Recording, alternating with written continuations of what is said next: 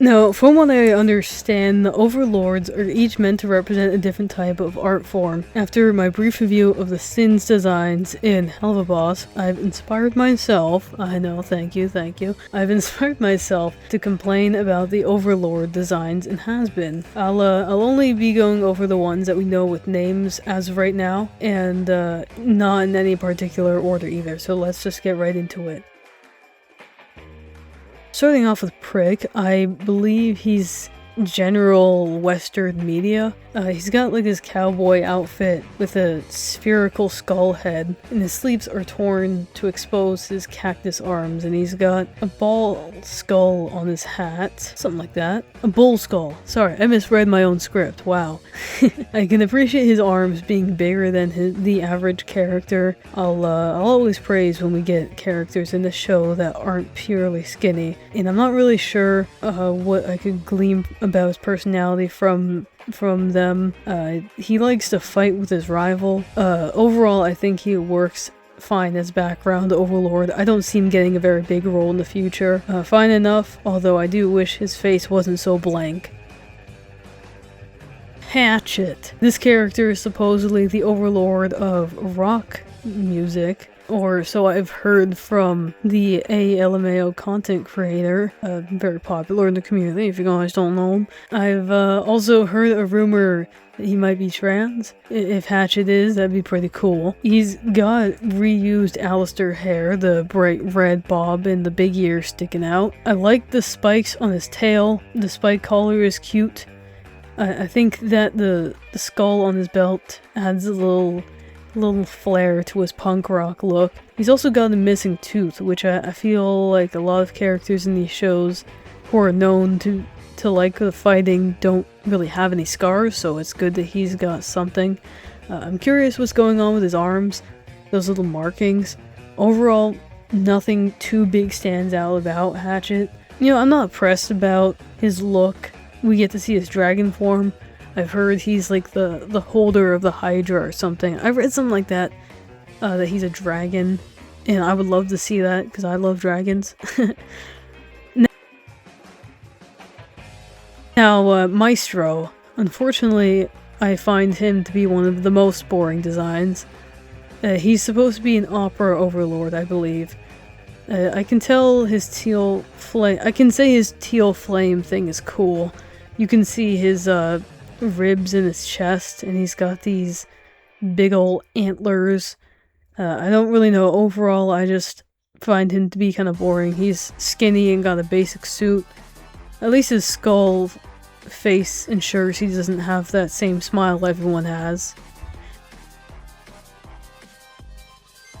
Next is zeezi, and she is so extremely over-designed, although I do think it fits for her being an overlord of scene core. Her green and pink palette really looks satisfying together, and I love how she's actually a feathered dinosaur, although I can't really tell what she's meant to be. Like I don't know if she's supposed to be a raptor or a T-Rex. Based on her size and shape, her face shape, I would say T-Rex, but she has a dew claw and these long arms, so I'm leaning towards maybe like a Utah raptor or something. If anyone knows what type of dinosaur she's canonically supposed to be, please let me know. It's really uncertain to me. Her singing voice is gorgeous to listen to, of course, and her little bits of personality I find really enjoyable. I hope to see more of her more prominently in the coming seasons. Zestial. Now, I've seen quite a lot of people saying that he's Cain in disguise, which I don't 100% understand. Not sure if I personally believe the theory, but I do find it interesting that it's so popular. Zestial, as far as we know, is from the 1800s, and I think he's the overlord of literature, which I'd like to know why, he has a spider or a scarecrow motif, what the significance of that is. Because I know for Angel's spider motif, the thing we know why he is that is because he's part of a web of crime. So I don't really know if Zestial is something similar, or if it's just because spiders are a scary-ish creature. Him being so slim is disappointing. I want at least one spider in this show to have that fat body that arachnids typically have. I do like his hat and the little spider bow tie. Feels reminiscent of Jack Skellington to me. Carmilla. Now, this one particularly is odd to me. I believe she's the Overlord of Dance, and I'm no expert on ballerinas, so I can't really say how accurate her fit is. I like her hairstyle. I think it helps a lot with distinguishing her silhouette. I really dislike the big hands, though. They look kind of ridiculous, and the long spindly fingers in the pilot I think were cooler. Overall, she's fine. I stick by my nickname for her being Tweezer Girl. Next we have Niffty, which I'm pretty sure she's the Overlord of something sewing related. Also, it's funny to me that a lot of people were shocked to find out that she is an Overlord. I thought it was pretty well established before that Alastor only makes deals with other lords. I'm not really a fan of anything that Niffty is. I really hate how she's designed to look like a child, acts like a child, and we're supposed to accept that she's a 22-year-old adult. Annoying face, dumb everything, sorry not sorry. Next is Rosie. Now this actually is one of my favorite Overlord designs. I'm not certain what she's the Overlord of. I'm assuming like maybe plays or something fabric related. She's got an early 1910s style to her clothes, and I think her figure pretty clearly conveys that well. I'm no expert again on like time fashion, but when I looked at her, I felt like early 1900s, so I think it's pretty effective. If someone like me can get that, then I think she's well designed. I'm guessing her animal motif is a piranha, as the shape of her mouth has always kind of conveyed that to me, and I'm a fan of her hat too, very distinct, and that giant feather I think is really pretty. Overall, she looks cannibalistic, so you know, I wouldn't be surprised if, and I wouldn't be surprised if she owned slaves. She kind of looks like she did. Next we have Husk, which is either gambling or magic tricks. I'm leaning more towards magic tricks because I think that's more of an art form than gambling is. And I'm not too big of a fan of his look, I'll be real. His wings completely contradict the law that only angels have feathered wings. I think this could be very easily fixed if they swapped it for like a magician cape or even just bat wings. I've complained about this on another video I think, but even his body type to me really sticks out a lot as being out of place. He needs a beer belly. You gotta give that man more fluff. He deserves it. And I think his colors work really well, though. I think a bit more of a muted white and red would be nicer. That would kind of fit his tone. Also, I like the idea that his teeth are yellow because he made a deal with Alastor. Next we have Valentino, and I don't like this guy, however I do think his design communicates his character well.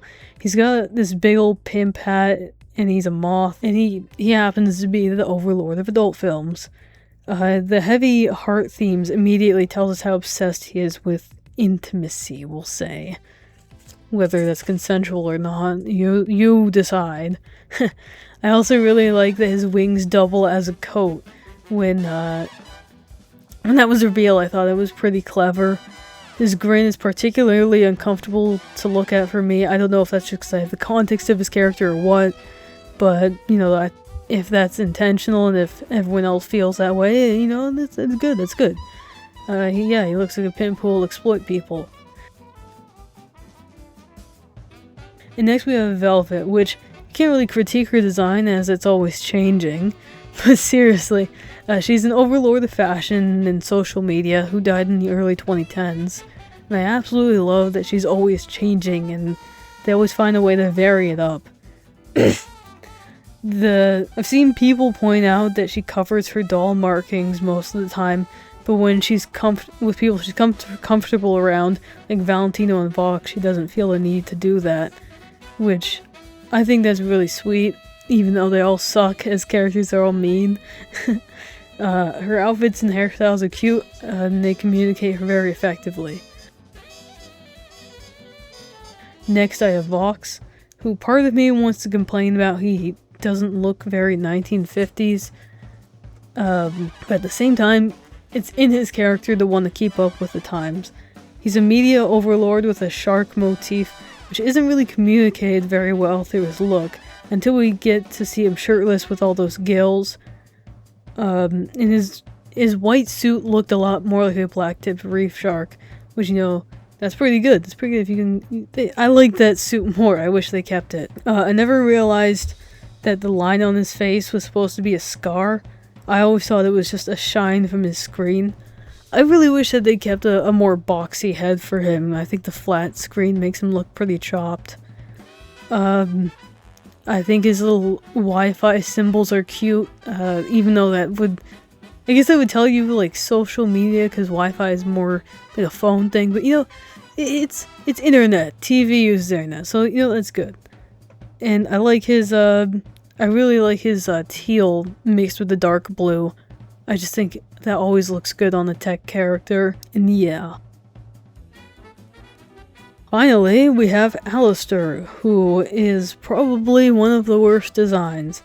Vox, I think Vox looks good, you know, it's like a little top hat and all that. And then Alastor, nothing really tells me 1930s about this. I don't like the bright red. I personally think that he should be kind of more brown or just dark gray with sparing uses of bright red so that you see that danger, but he's mostly muted. In 30s, I feel like you envision more of a beige color for that time period. His hair looks terrible too, does not tell me that this is a black man.